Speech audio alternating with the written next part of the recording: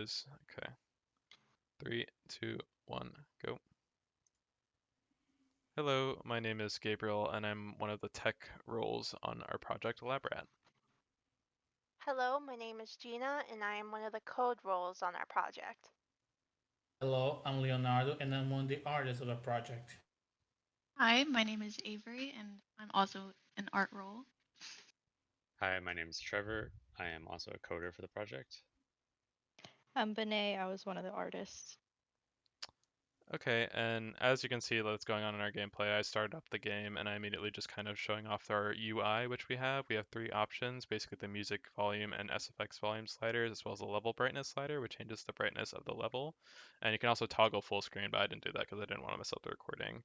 And here I go into the tutorial, which we have just a quick little tutorial setup that explains all the controls to the player, as well as just gives some objects that you can destroy with your laser, as in the darkness helps indicate to the player they need to use their glow. And next up, I'm actually traversing over to the maze, and I'm going to let one of our artists just talk about the design of what we used. Yeah, so the maze is set up to look like the professor could have just thrown it together with cardboard and other items that he might have found. It's a little difficult to go through a maze in a full minute, so we have some stuff like some scratches, some arrows on the wall to help direct the player. And then we have this kind of Indiana Jones style rolling ball trap that the rat has to get past before they collect the first family heirloom.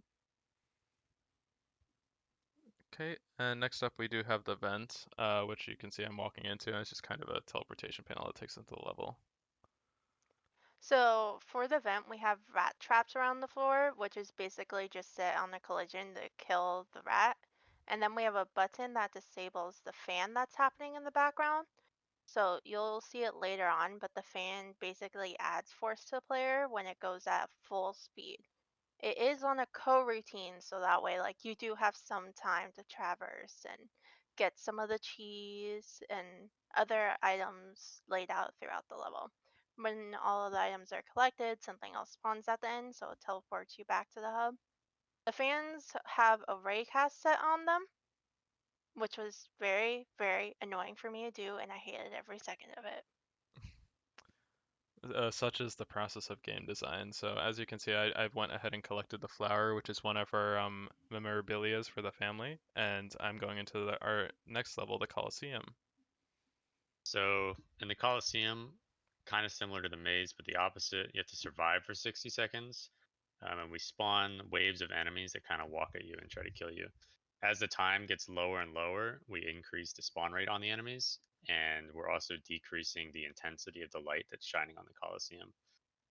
We spent a lot of time trying to get the spawn rate of the enemies appropriate because we definitely wanted it to feel like the challenge was ramping up, but we also didn't want it to be so challenging that people were unable to complete it. So I think that we kind of captured the idea of the player getting swarmed by a bunch of skeleton rats.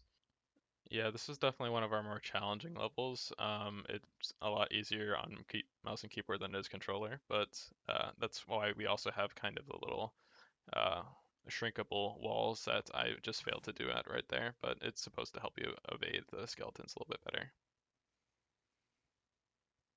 And anyway, at the beginning of one of our collectibles spawn, which help us kind of indicate that's the progress of the game. And right here, earthquake is happening.